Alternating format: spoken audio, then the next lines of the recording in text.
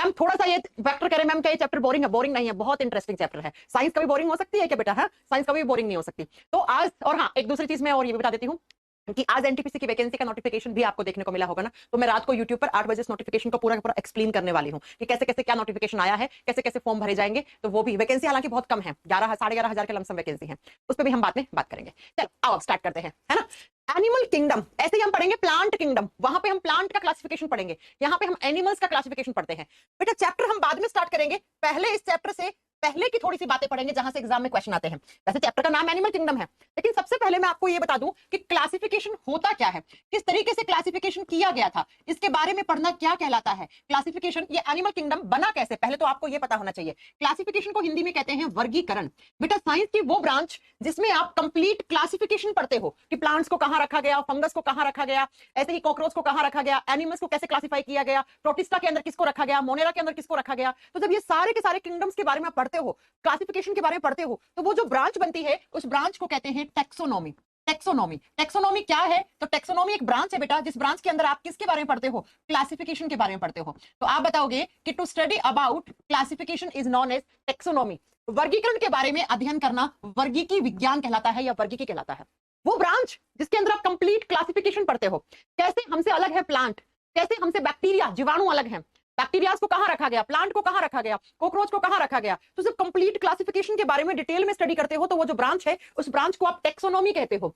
जैसे बेटा neurology, nephrology, dermatology, ट्रिकोलॉजी है ना, हेपेटोलॉजी, ये सारी ब्रांच है, वैसे टेक्सोनॉमी भी एक ब्रांच है। अब इस ब्रांच के फादर कौन है?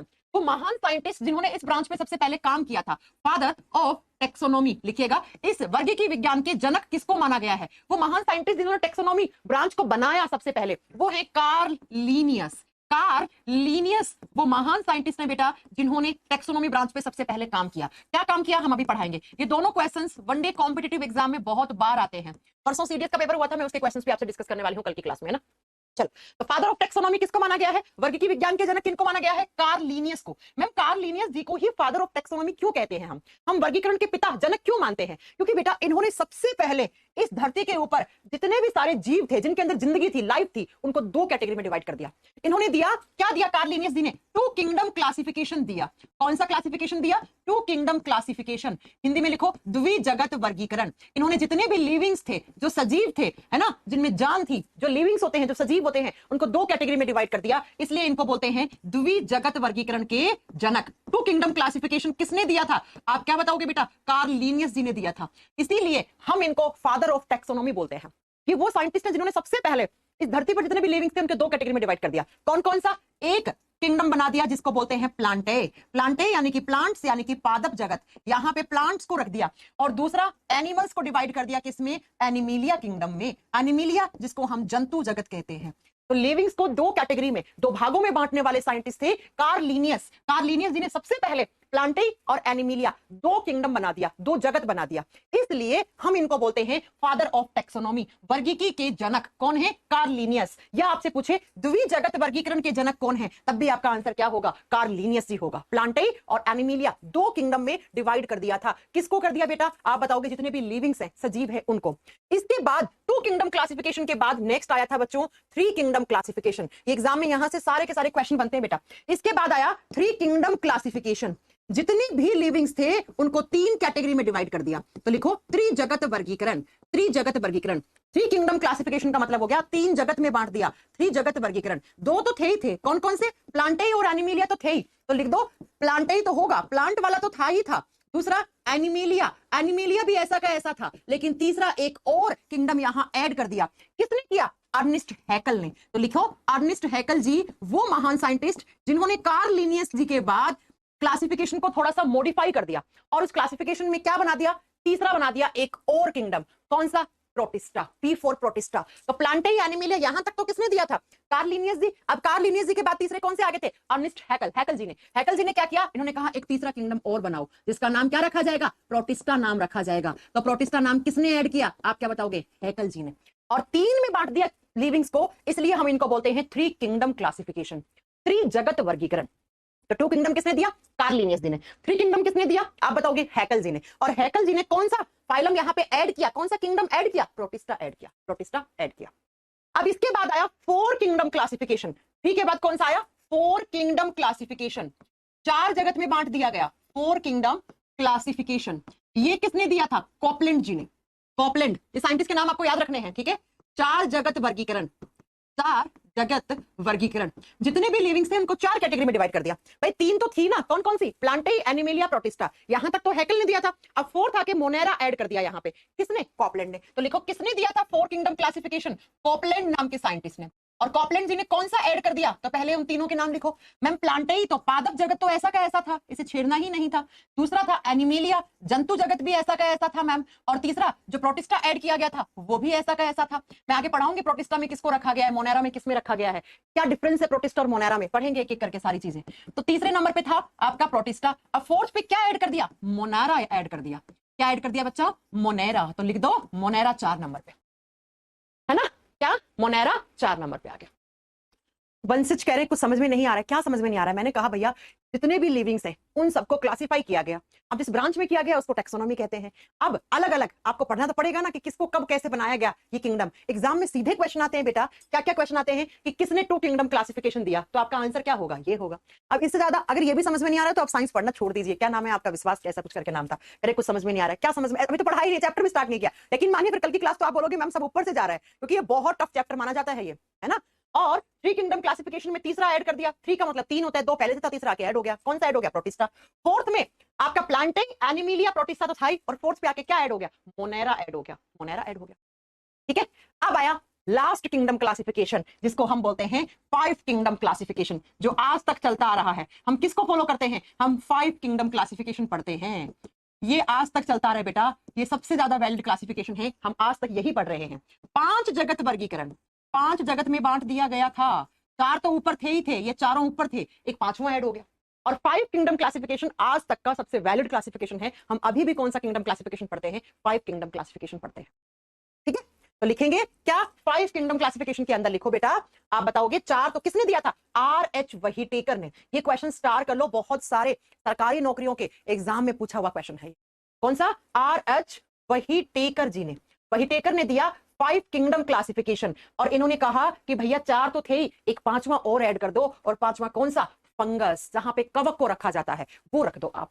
तो 4 तो पहले ये लिखो। नंबर 1 पे कौन सा आ जाएगा? प्लांटेई। नंबर 2 पे कौन सा आ जाएगा? एनिमेलिया, ये तो एज इट इज थे। नंबर 3 पे कौन सा? प्रोटिस्टा। नंबर 4th पे कौन सा? मोनेरा। अब 5वें पे जो इन्होंने ऐड किया था वो लिख दो, वो है फंगस जगत। फंगस, जिसके फंगी लिख दो या फंगस लिख दो, है ना। कवक या फफूद, जहां पे कवक और फफूदों को रखा गया था। जहां पे किसको रखा गया था? कवक या फफूद को रखा गया था। तो इस तरीके से बना 5 जगत वर्गीकरण। इसी तरीके से 5 किंगडम क्लासिफिकेशन आया। और आज तक इस संसार में हम कोई भी किताब पढ़ लेना, उसमें यही लिखा होगा कि सबसे वैलिड क्लासिफिकेशन और सबसे आखिरी वाला क्लासिफिकेशन कौन सा था? 5 किंगडम क्लासिफिकेशन। तो 5 कौन कौन से किंगडम है? एक ऐसा किंगडम है जहां पर प्लांट्स के बारे में रखा गया, जहां पे प्लांट्स आते हैं, जहां पे आप पढ़ते हो प्लांट्स के क्या क्या लक्षण हैं, क्या क्या कैरेक्टरिस्टिक्स हैं प्लांट्स के, कौन कौन से प्लांट्स हैं, कितने टाइप से डिवाइड कर सकते हैं।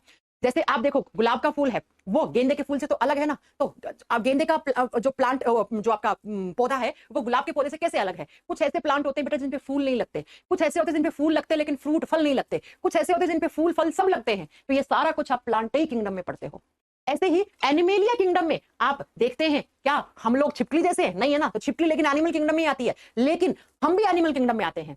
लेकिन बच्चा छिपकली और हमारे बीच में कुछ तो अलग डिफरेंस है ना, वही हमें यहां पढ़ने हैं। ऐसे ही तीसरा आता है प्रोटिस्टा। प्रोटिस्टा के बारे में पढ़ोगे, प्रोटिस्टा में किसको रखा गया है।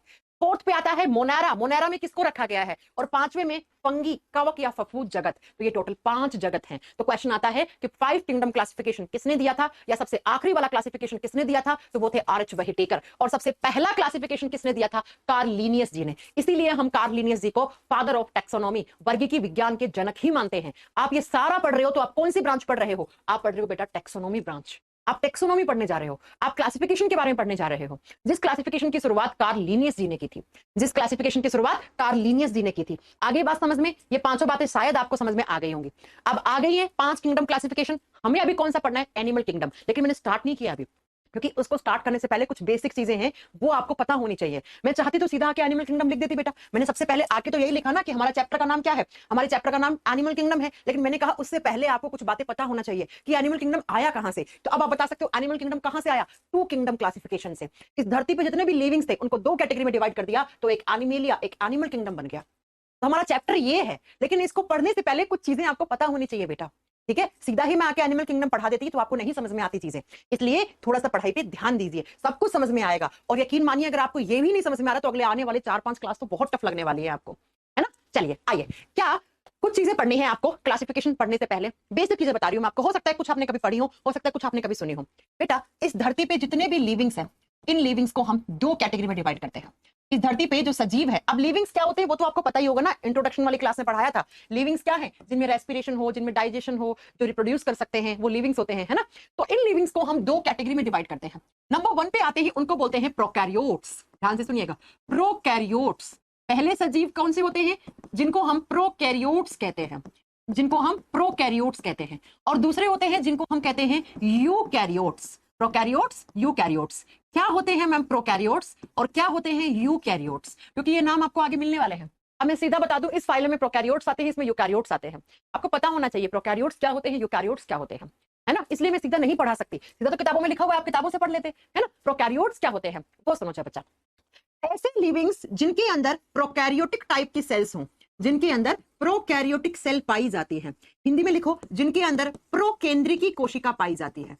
हिंदी मीडियम वाले बच्चों या तो प्रोकैरियोटिक कोशिका लिखो या प्रोकेंद्रिक कोशिका लिखो। ऐसे लिविंग्स जिनमें कौन से टाइप की सेल्स हो, जिनमें प्रोकैरियोटिक सेल्स हो, जिनमें प्रोकेंद्रिकी कोशिकाएं हैं, उनको हम प्रोकैरियोट्स कहते हैं। बहुत सिंपल है, कोई टफ चीज नहीं है। प्रणाम अभिषेक, नहीं राजशेख कुमार, ठीक है बेटा, प्रणाम प्रणाम, बार बार कमेंट मत करो, डिस्टर्ब होते हैं बच्चे। दूसरे, ऐसे जीव जंतु या ऐसे सजीव जिनके अंदर यूकैरियोटिक टाइप की कोशिका होती है, जिनके अंदर यूकैरियोटिक सेल पाई जाती है, उनको हम यूकैरियोट्स कहते हैं। जिनके अंदर यूकैरियोटिक कोशिका, या आप लिख सकते हो बेटा जिनके अंदर यूकेंद्रिकी कोशिका पाई जाती है, जिनके अंदर यूकैरियोटिक कोशिका या यूकेंद्रिकी कोशिका पाई जाती है, उनको हम क्या कहते हैं, उनको हम यूकैरियोट्स कहते हैं। अब मैम होती क्या है ये प्रोकैरियोटिक और यूकैरियोटिक सेल, थोड़ा सा बेसिक डिफरेंस जान लेते हैं, क्योंकि चैप्टर में हम आगे नहीं बढ़ सकते इन चीजों के मतलब जब तक नहीं पता होंगे हमको। बेटा क्या होते हैं प्रोकैरियोटिक सेल, क्या होती है यूकैरियोटिक सेल। ऐसी सेल जिसके अंदर न्यूक्लियस नहीं होता, ना ही न्यूक्लियस हो, ना ही न्यूक्लियस के बाहर जो मेम्ब्रेन होती है उसको न्यूक्लियर मेम्ब्रेन कहते हैं। केंद्रक के बाहर जो झिल्ली होती है उसको केंद्रक झिल्ली कहते हैं। तो ऐसी कोई भी कोशिका जिसमें ना ही तो केंद्रक हो ना ही केंद्रक झिल्ली हो, ऐसी सेल जिसके अंदर ना न्यूक्लियस हो ना न्यूक्लियर मेम्ब्रेन हो, उसको आप प्रोकैरियोटिक सेल कहते हो। क्या कहते हो आप उसको, प्रोकैरियोटिक सेल कहते हो। और जिन जीव जंतुओं के अंदर प्रोकैरियोटिक कोशिकाएं होती है उनको प्रोकैरियोट्स जीव जंतु कहते हो। कितना आसान है ना। तो ऐसी सेल जिनके अंदर नो न्यूक्लियस, ना ही तो केंद्रक हो, लिख दो, जिसमें केंद्रक का अभाव होता है। केंद्रक का क्या होता है बेटा, अभाव होता है। और किसका अभाव होता है, न्यूक्लियर मेम्ब्रेन का भी। न्यूक्लियर मेम्ब्रेन भी क्या होती है, न्यूक्लियर मेम्ब्रेन भी एब्सेंट होती है। तो ऐसी कोई भी कोशिका जिसमें केंद्रक और केंद्रक झिल्ली नहीं पाई जाती है, उस कोशिका को आप क्या कहते हो, उसे आप बेटा प्रोकैरियोटिक सेल कहते हो। ये दोनों ही क्या है, इस सेल के अंदर एब्सेंट है। एब्सेंट का मतलब नहीं पाए जाते, उस सेल को प्रोकैरियोटिक सेल कहते हैं। और जिन जीव जंतुओं में ये सेल पाई जाती है उनको हम प्रोकैरियोट्स कहते हैं, उनको हम प्रोकैरियोट्स कहते हैं। एग्जाम्पल आप आएंगे, अभी एग्जाम्पल नहीं पूछे जा रहे हैं। दूसरी साइड लिखो, ऐसी सेल्स जिनके अंदर न्यूक्लियस भी हो, एक वेल डिफाइंड न्यूक्लियस हो, मैच्योर न्यूक्लियस हो, और इस न्यूक्लियस के बाहर इस तरीके से मेम्ब्रेन भी हो, जिसे आप न्यूक्लियर मेम्ब्रेन कहते हो, ऐसी सेल्स को आप यूकैरियोटिक सेल कहते हो। ऐसी सेल जिसमें न्यूक्लियस भी क्या हो, प्रेजेंट हो, आपको एक केंद्रक दिखे जिस सेल के अंदर, और इस केंद्रक के बाहर क्या दिखे बेटा, आपको केंद्रक झिल्ली भी दिखे, तो उस सेल को आप यूकैरियोटिक सेल कह दोगे फटाक से, ठीक है। तो जिसमें न्यूक्लियस और न्यूक्लियर मेम्ब्रेन दोनों स्ट्रक्चर प्रेजेंट होती हैं, उसको आप क्या कहोगे बेटा, उसको आप कहोगे यूकैरियोटिक सेल। ऐसी सेल जिसमें केंद्रक और केंद्रक झिल्ली दोनों पाई जाती है उसको यूकैरियोटिक कोशिका कहते हैं। क्या आपको समझ में आ गई इतनी बात, दोनों शब्द मतलब पता लग गया, क्या होते हैं प्रोकैरियोट्स, क्या होते हैं यूकैरियोट्स। बच्चा आप मेरे से पूछो मैम क्लासिफिकेशन की जरूरत क्या थी। एक बात बताओ, क्या आप ऐसे जीव जंतुओं को एक साथ रख सकते हो जिनमें कुछ में प्रोकैरियोटिक टाइप की सेल्स हैं, कुछ में यूकैरियोटिक टाइप की सेल्स हैं? नो मैम, इसीलिए क्लासिफिकेशन की जरूरत पड़ी। भैया 2 तरीके के जीव जंतु हो गए, एक वो जिनमें प्रोकैरियोटिक टाइप की सेल है, एक वो जिनमें यूकैरियोटिक टाइप की सेल है। क्या दोनों को एक साथ रख सकते हैं? नो मैम, इसीलिए क्लासिफिकेशन की रिक्वायरमेंट पड़ी। पहला रूल क्लासिफिकेशन का। तो आपको पता होना चाहिए, क्या पता होना चाहिए कि ये जो 5 मैम ने नाम लिखे हैं ना, प्लांटेई, एनिमिलिया, प्रोटिस्टा, मोनेरा और फंगस, इनमें से कौन सा ऐसा जगत है जिसमें प्रोकैरियोट्स आते हैं, कौन सा ऐसा जगत है जिसमें यूकैरियोट्स आते हैं? और यही एग्जाम के क्वेश्चन है। लेकिन जब मैं सीधा ही आपको बता देती कि प्रोटिस्टा में ऐसे आते हैं और आपका जो एनिमिलिया है उसमें ऐसे आते हैं, है ना, उसमें यूकैरियोट्स आते हैं, तो आपको पता नहीं रहता यूकैरियोट्स होते क्या हैं। तो आपको पता लग गया कि इस धरती के ऊपर 2 तरीके के जीव हैं। जय भीम गौरव बेटा, है ना। कौन कौन से? एक प्रोकैरियोट्स, एक यूकैरियोट्स। प्रोकैरियोटिक टाइप की सेल्स है उनको प्रोकैरियोट्स, यूकैरियोटिक टाइप की सेल्स है उनको यूकैरियोट्स। प्रोकैरियोटिक सेल्स क्या होती हैं? जिसमें ना न्यूक्लियस हो ना ही न्यूक्लियर मेम्ब्रेन हो, उसको प्रोकैरियोटिक सेल कहते हैं। यूकैरियोटिक सेल्स क्या होती है? जिनमें न्यूक्लियस भी हो, जिसमें न्यूक्लियर मेम्ब्रेन भी हो, उसे हम यूकैरियोटिक सेल कहते हैं। हो गया पहला। आगे चलूं थोड़ा सा, चलो आ जाओ दूसरा सुनो। इस धरती पे दो तरीके के लिविंग्स है। एग्जांपल अभी बहुत आएंगे, एग्जांपल अभी नहीं लिखवा रही मैं, आगे सब एग्जांपल तो पढ़ने हैं हमें।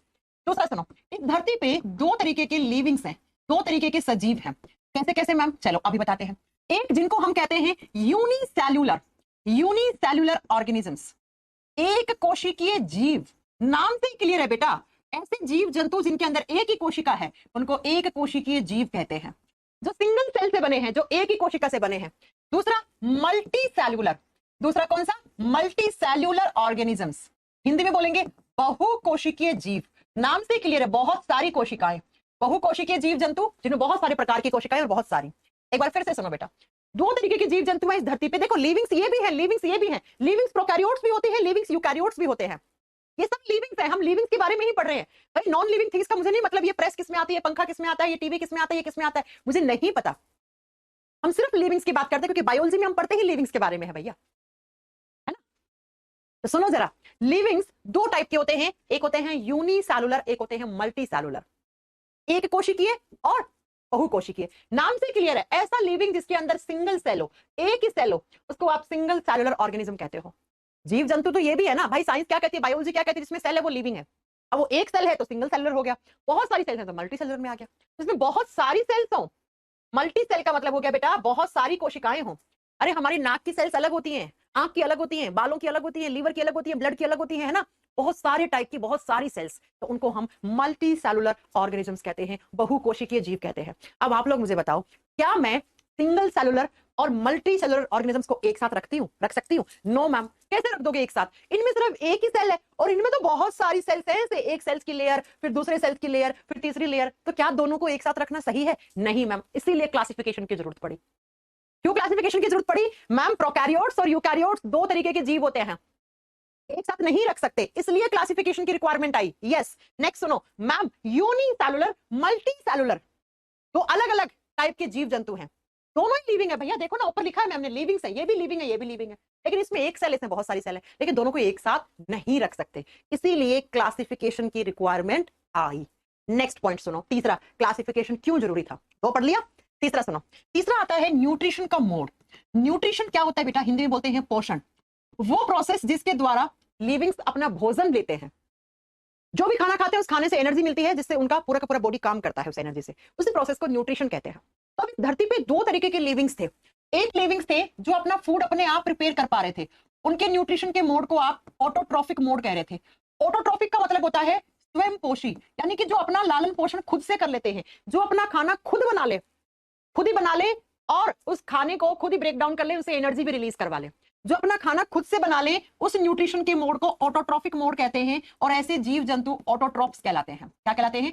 ऑटोट्रॉप्स कहलाते हैं। अब बेटा ऑटोट्रॉप्स का मतलब तो आपको समझ में आ गया, जो अपना खाना स्वयं बना ले, अपने आप बना ले, वो ऑटोट्रॉप्स हैं।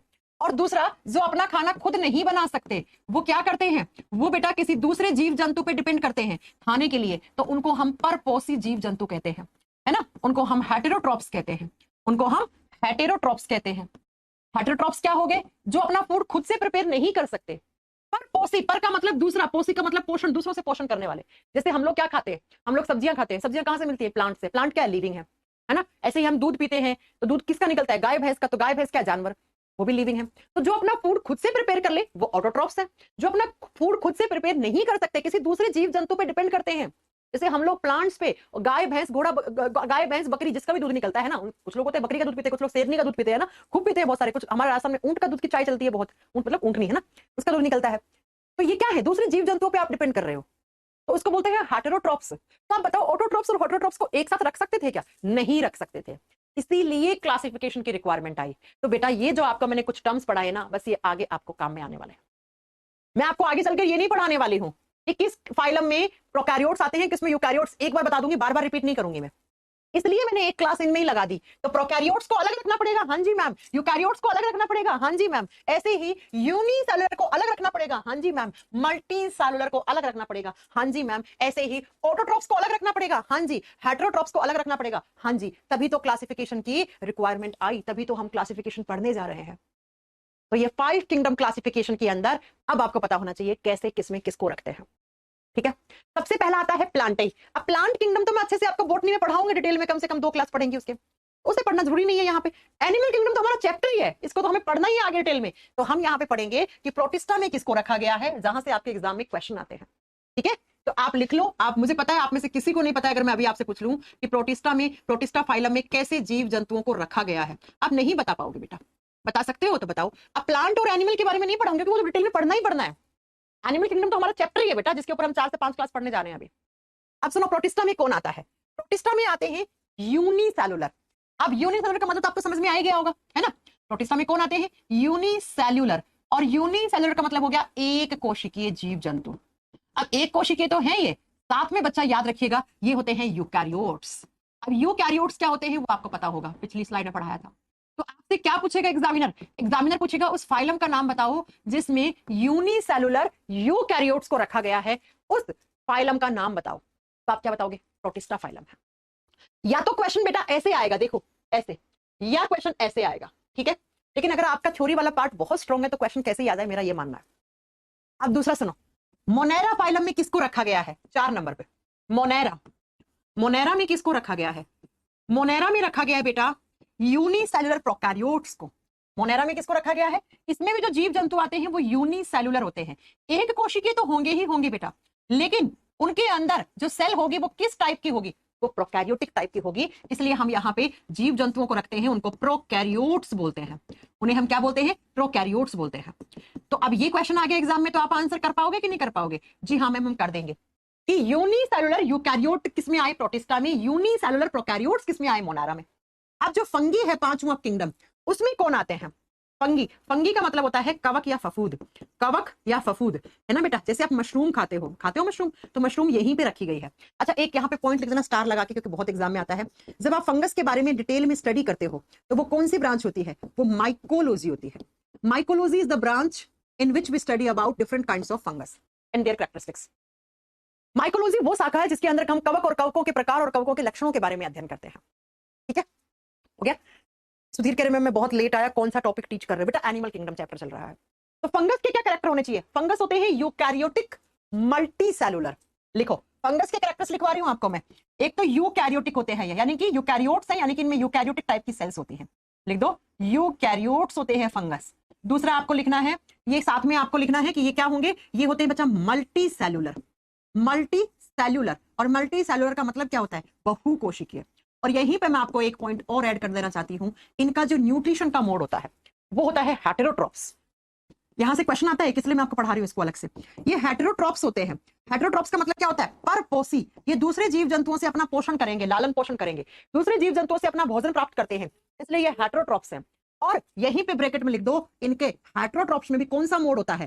सैप्रोफाइटिक होते हैं बेटा। ये सैप्रोफाइटिक एनिमल्स होते हैं। सैप्रोफाइटिक को हिंदी में लिखते हैं मृतोपजीवी। ये मरे हुए जीव जंतुओं से अपना भोजन ग्रहण करते हैं, इसलिए इनके न्यूट्रिशन के मोड को हम सैप्रोफाइटिक एनिमल्स कहते हैं। हम इनको क्या कहते हैं? हम सैप्रोफाइटिक। सैप्रोफाइटिक का मतलब क्या होता है?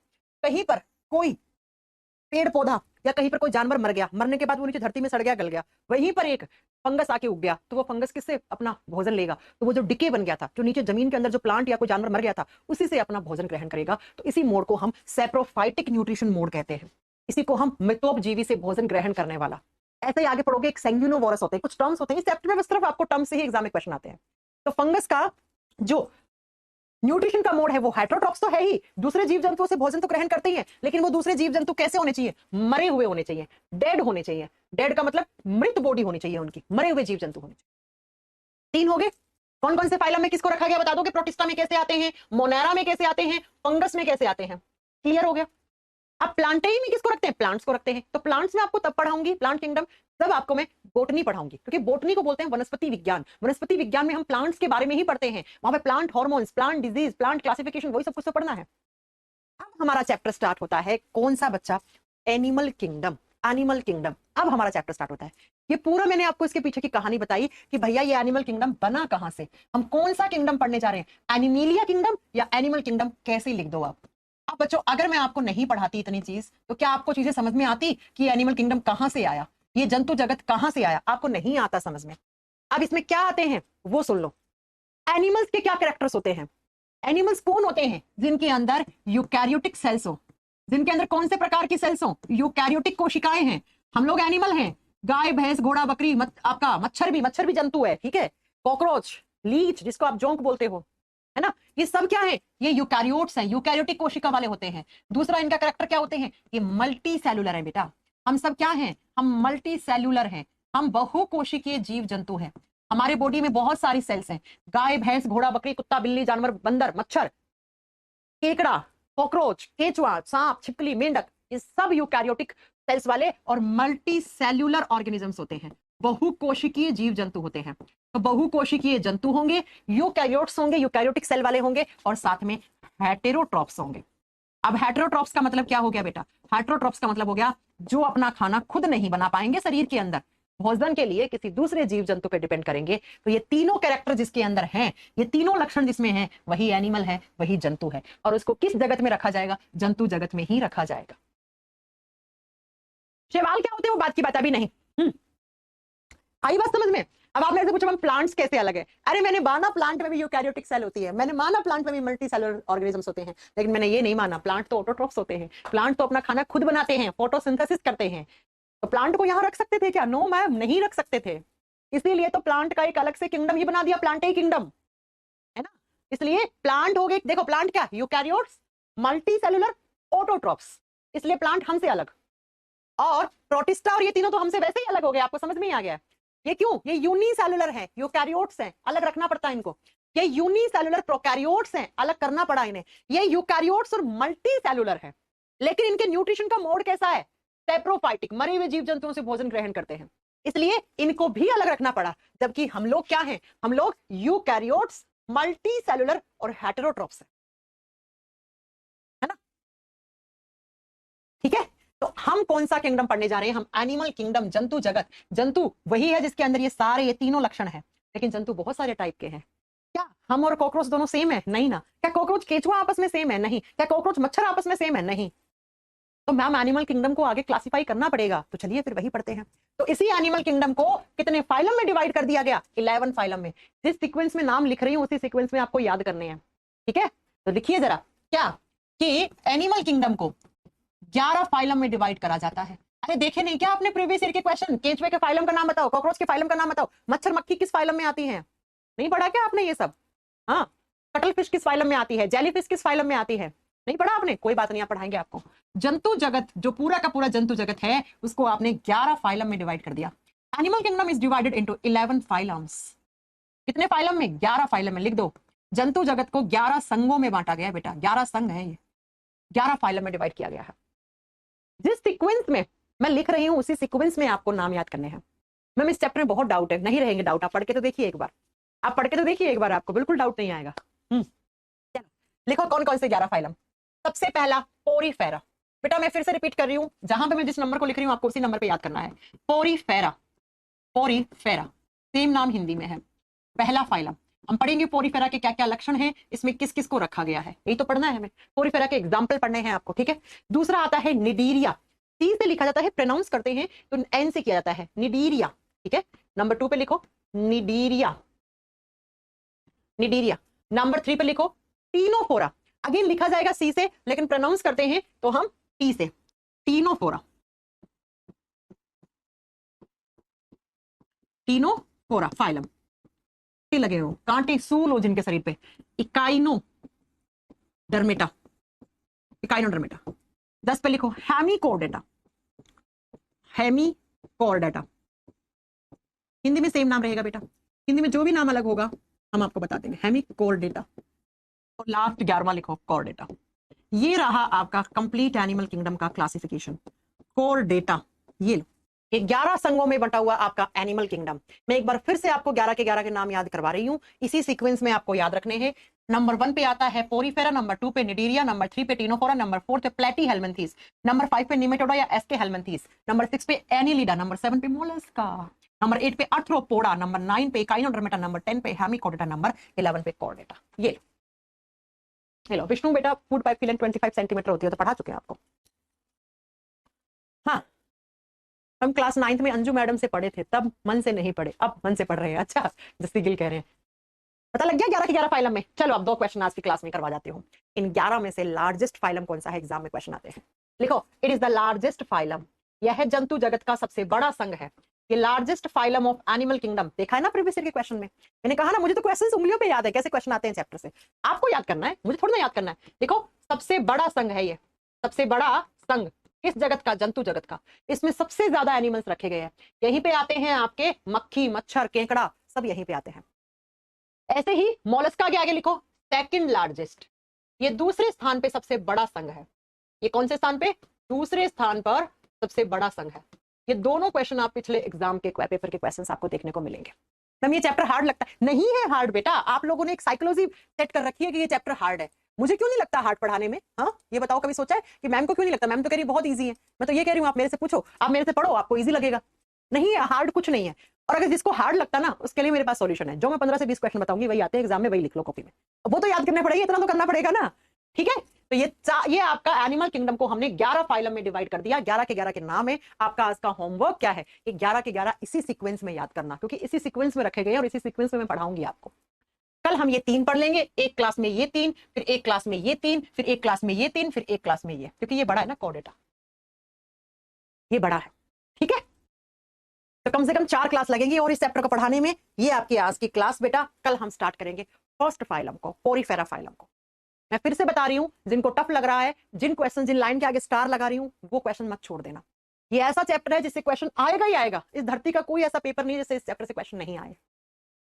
ठीक है, कल मिलेंगे आपसे। कोई डाउट है तो अपनी कॉपी में डाउट लिख लीजिए। मैं एक डाउट क्लास भी आप लोगों के लिए लूंगी। ठीक है, लास्ट में डाउट क्लास भी ले लूंगी।